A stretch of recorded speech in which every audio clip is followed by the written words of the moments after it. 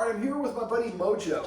Yes, and in this video, we're going to teach you how to teach your dog to go to and stay on the dog bed. Now, the first thing you do is come up with a cue. Now, the Guardians here have a cue for this, but I suggest they come up with one that has a little bit of fun. They're from Sacramento, so we're going to call it Sacktown or Sacramento? Sacktown. All right, so I have a treat here that is a contrasting color. That is the dog bed because his current dog bed is disassembled because it's dirty. All right, so what I'm gonna do is I'm gonna lure him to go there. When I throw it, I don't wanna throw it over his head. I want him kind of looking in that direction. So I'm gonna say, Sacktown, yes. So a cue is the command word, as we used to call it. We shouldn't say the cue unless we're 90% certain the dog's gonna do it. But since I'm pretty sure if I throw a treat, he's gonna go get it, I can get away with that early. So I say, Sacktown, yes. I'm saying yes for him stepping on the dog bed. And I'm gonna repeat this a couple times. Sacktown, yes. Sacktown. As you're noticing, he's staying more and more on the bed. Sacktown. Now he's got 3 feet on. Sacktown. 2 feet on. And so he's staying there because good things are happening. Now he also is allowed to get on the couch. And his guardian who's filming asked, how can I stop that? Well, what I was doing is every time, let's say the couch is here, every time he jumped on the couch, we said, Sacktown. Yes. And so I'm yes, as soon as he puts one paw on it, and he's got to use his nose to find it. He's going to find it right now. There you go. I don't have to say yes for getting a treat like cooking in the corner for that one. Just going to the dog bed is the exercise. So, and you see now he's sniffing, looking for it. Now, there's a couple other tricks I'll go over how to keep the dog on the dog bed. We're not filming it where it normally is because it's kind of in the corner, and it would be backlit. The best place I like to put it is usually under the TV. In this house, it wouldn't work for that because there's a little bit of a walkway there. But if you kind of put it in that corner, I like it on the TV because the dog's like, you're looking at me all day long when really just watching the TV. All right, so I usually, and you can use kibble for this if he likes his kibble. Sacktown, yes. So I'm just gonna toss like 10 or 15 treats this way, maybe 3 or 4 times a day. Now, he almost did what I wanted him to do. Let's see if he'll do it. He's sniffing. I'm waiting for him to step on it. Yes, that's the celebrate concept. So first what I'm doing is I'm throwing the treat to lure him to go there, and I'm saying the cue beforehand. But when he goes there on his own, I want to say the marker word because that's eventually where we're going to go. Now we can also do what's called a warm-up, and I'll see if I can achieve a warm-up right here. Anybody? Sacktown, yes. Sacktown, yes. Sacktown, yes. Sacktown, yes. I'm just getting him used to it. Sacktown, yes. Sacktown, yes.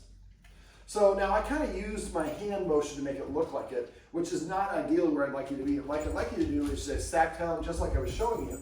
People come to my dog patrol. But I do this about 20 times. He's hearing the word, he's going there and getting there. And after a while, I say Sacktown, yes, and then give him the treat. So we're going to flip the order. So instead of saying the word as I throw the treat, I give him the cue, he does the action, and I say the marker word, and then I give him a treat. The problem is if I say Sacktown, he doesn't go there, and I say Sacktown, Sacktown, Sacktown. Sacktown means stand over there and look at David while you don't go to your dog bed, because that's what he's doing in the act.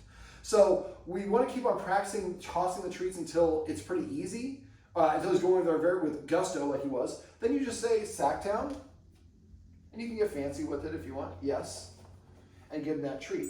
Now that we've gotten him on the dog bed, and again, if you're sitting on the couch, as soon as he comes to the couch, yes. He did something different. So he went from a sit to a lay down. I reward that. Sacktown, yes. He's like, this is the best day ever. It's right here, buddy. It did not go in your butt. I don't know why you're looking there. All right, so Sacktown. Now that time I should just probably just say yes, because he's already there. But this is a very short period. This is not where the dog bed normally is. And you see how quickly he's going to it because we repped it a lot. So I'd have you grab like about 15 treats and do this exercise. And after you're done maybe 2 times, then after like 10 treats, I would say Sacktown, yes, and then give the treat just like that. And if you're on watching TV on the couch, and he gets on the couch, Sacktown, and I would throw it so it hits the wall and then goes up, so he hears it, and try to get a contrasting treat that he's going to see when he goes on there. All right, so now dogs look at whatever direction our feet are going. So if you watch him, if I turn and go like this, he got up to come with me because my feet are pointed in this direction, indicating we're going to walk off camera. So instead what I'm going to do is ask him there, sack down, sit. I should have said sack down before he got there. And I should have said yes and reward him. Now if I take a step back, yes, he did a good job.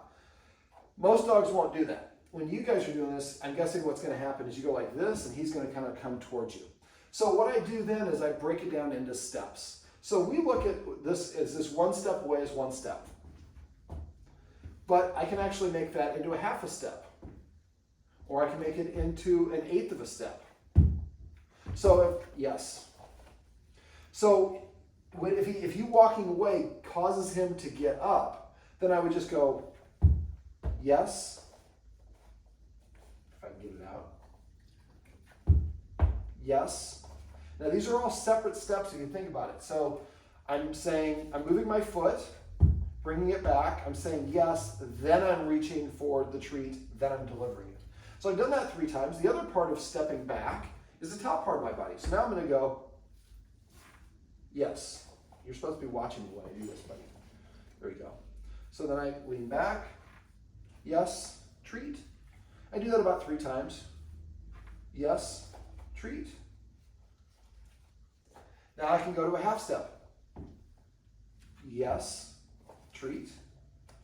Now if you see him starting to list or oscillate, he might be getting ready to break. So that means that half step is too much. So I'll do another half step. Yes. And now after I've done 3 of those, then I take a full step back. Yes. And then I give him a treat. Now there's something called the protocol for relaxation. We call it the relaxation protocol, same thing. So basically it's this, but it's a 15-day protocol where eventually it's like 2 steps. Yes. Count to 5. Yes. 1 step to the right.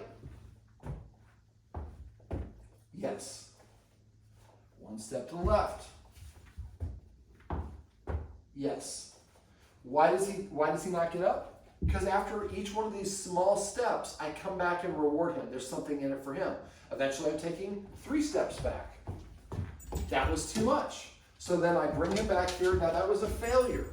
I'm not going to give him a treat for that because then if he fails, he gets the same reward. Sit. So I'll give him a reward with a pet. And then I'll take 1, 2 steps back. Yes. And I'll repeat that a couple times. 1, 2, up. I know we've been working for a long time, haven't we? Yes. So he might be saying at this point, I'm tired. And this is like a 4-minute video at the point. This is too long. You really want to train your dog in 1 or 2 minute videos. The important thing is the end on that positive. So I'm just going to go, yes. And does he have a release word? A word that means he can vacate this? Okay.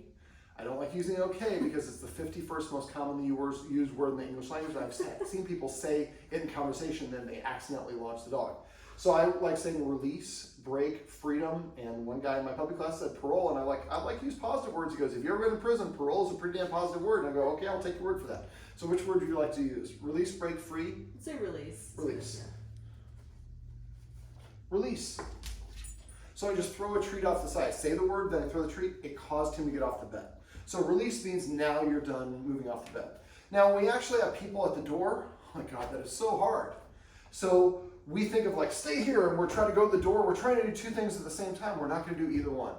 So what I would have you do is practice this exercise till the point where you can walk all the way from the dog bed, and the door is basically around here, walk over here out of sight. Now when I first disappear from sight, that's really hard. He's going to come and get, so the first time, like let's say that this chair represents a wall and you can't see past here. So first time I might just come here where it's halfway. I come back and walk all the way back to him, yes, and give him a treat. Walk back here, now I might go like this, so you can still see my face, but you can't see my bottom. Walk back, give him a treat, and eventually I come over, and now you can see my bottom, can't see my face. And eventually, I disappear for 1 second, and I come all the way back. Disappearing for 1 second is really hard. So when you disappear, don't be like, 1, 2, 3, 4. No, so it's just like, walk normally, and then go back to him. But a lot of people, when they're doing this, are like, I don't normally walk like this unless I'm playing a video game or virtual reality. So you just want to walk casually. But if you walk away from your dog and your feet are pointing towards the dog, it's a little bit easier for them to stay there. Yes. You're figuring the sack thing out pretty good. Sit. Yes. So that might be something. So if let's say I can walk backwards 10 paces, keeping my feet pointed at them, but then I go like this, 1 foot is too much, then I break it down to a half step. Yes. So you're going to work on this gradually, step by step. Eventually you're going all the way to the door, you're touching the door handle. Ooh, that's the sound of people coming in. That makes me excited. And he runs away, go over there. And at this point, if that sound is too much for him, you might take your phone, go over there and jiggle the handle while you're recording a voice recording. Then you come over here and you play the recording at half volume and give your puppy a treat. While he's sitting on the dog bed, put him here. Doot, doot. Yes, treat. And after a while, you play it louder and louder and louder. Eventually it sounds like there's God is hitting your doorknob, it's so loud. And he's staying there. We're conditioning him. Same thing, opening the door. Now I usually like to do this, for you guys for the door, I'd probably put the dog bed like over there against the wall by your dining room table so he can see the door. I want him to be there. It's Santa Monica, it's nice, but there's some creepy people. What if it's a crazy person who tries to grab you? I want him to be able to see and run towards you if he needs to, but that distance keeps him relaxed. Over here is going to be a lot harder because he can't see what's going on. That causes like the Alfred Hitchcock effect. If I can't see it, but my mind will make it spookier than it actually is. But eventually you open the door and close the door, walk all the way back and come back and give him a treat. And eventually I open the door and say, hey, come on in, and there's nobody there. Because that's what we do. So whatever your normal salutation is to your guests, say that, close the door, walk all the way back here. If he did what you wanted, stay there, yes, and give him that treat. So we're putting something in it for him, and we're gradually helping him practice towards do more and more distracting things, but at his pace. The key thing is not to do it too far, too fast. So if he starts getting up, either you've been at it too long or it's too distracting. Like if there's a bunch of kids running around, you know he's distracted for that, not a great time to practice. Now I'd like to eventually practice through that, but it might be you go outside and record those kids coming home from school, and now you're practicing this at a different time of the day where you're playing it on your phone. He's hearing those kids, but the fidelity is different, and he's practicing being in that corner as you walk away while that stimulus is going on. Mojo, Sacktown. Yes. This is my buddy Mojo, and this is a little video on how you can teach your dog to go to the dog bed, instead of getting on the couch, and to stay on the dog bed as you do different things around your house.